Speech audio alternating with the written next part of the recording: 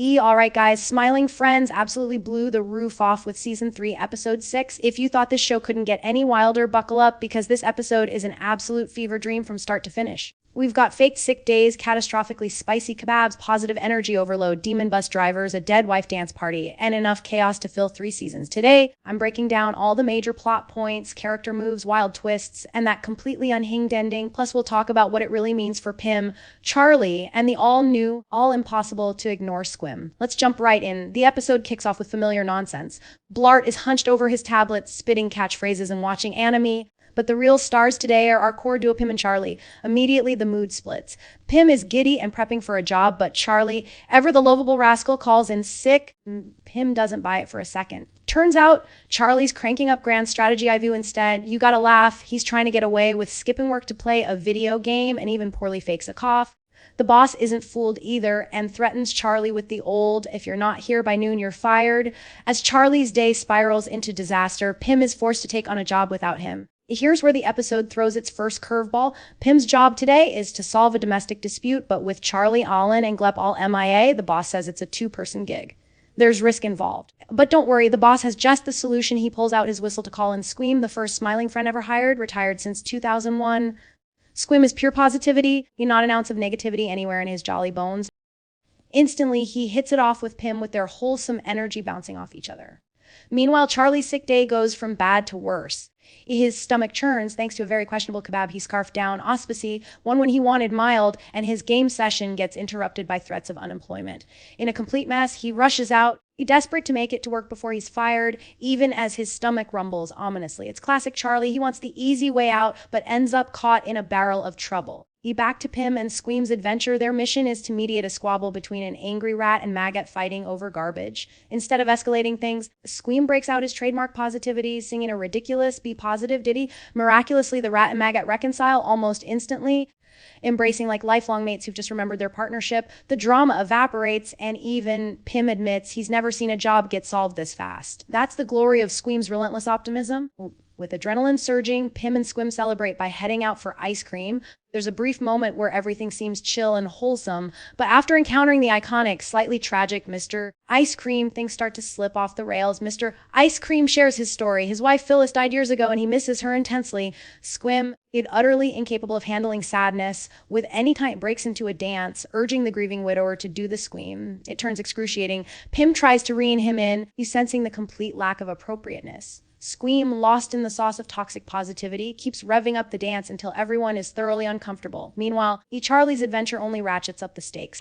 He's stuck on a bus with what looks like a devil-horned bus driver, surrounded by screaming passengers, his stomach tearing itself up from the inside, and desperately checking which stop gets him to work. The offbeat soundtrack starts distorting, literal chaos breaks out, people are fleeing and smashing windows, and Charlie's only concern is, do you know what street we're on? I need to get to work. The escalation hits 11. Back on the outside, Pim is still riding the Squeam energy, but even he's feeling it get old. Squim's relentless cheer is beginning to cross the line from helpful to harmful. It's grating out of place, and especially after the ice cream fiasco, just kind of said. Pim gently tells Squim that positivity is good, but it has a time and a place.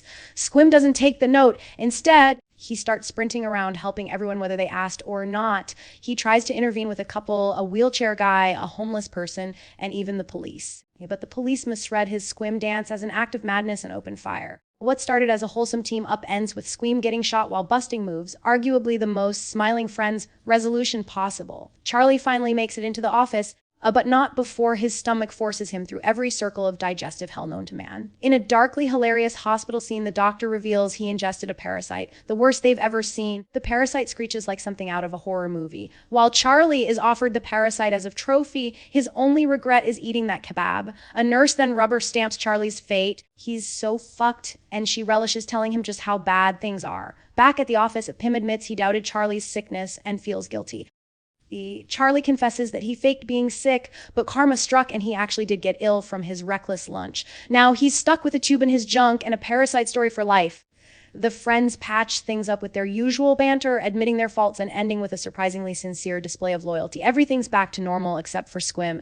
Then comes the craziest twist.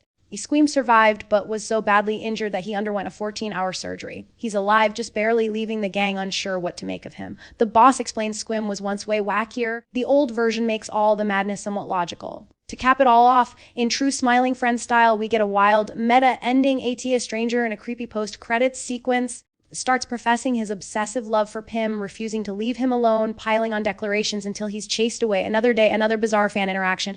So, what's the big takeaway from this chaos-fueled episode? Pim's belief that positivity is the key to life comes out looking naive but sincere. Squim, while the embodiment of positivity carried to dangerous extremes, highlights that optimism needs boundaries. Charlie's journey is a masterclass in karmic irony. He scams for a bit of fun, loses everything, suffers hard, but in the end grows the show pokes fun at the idea of forced happiness and the disaster of unchecked-ins. All in all, season 3, episode 6 is a wild blend of heartfelt moments, slapstick, surreal horror, and pure Smiling Friends mayhem. We get to see Pim's optimism put to the test, Charlie's laziness backfire, and a legendary character nearly taken down by his own overly sunny outlook.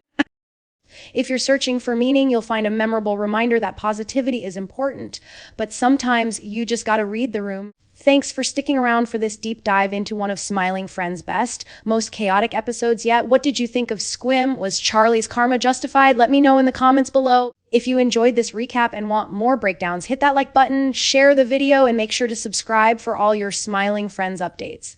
Stay tuned, this season is only getting crazier.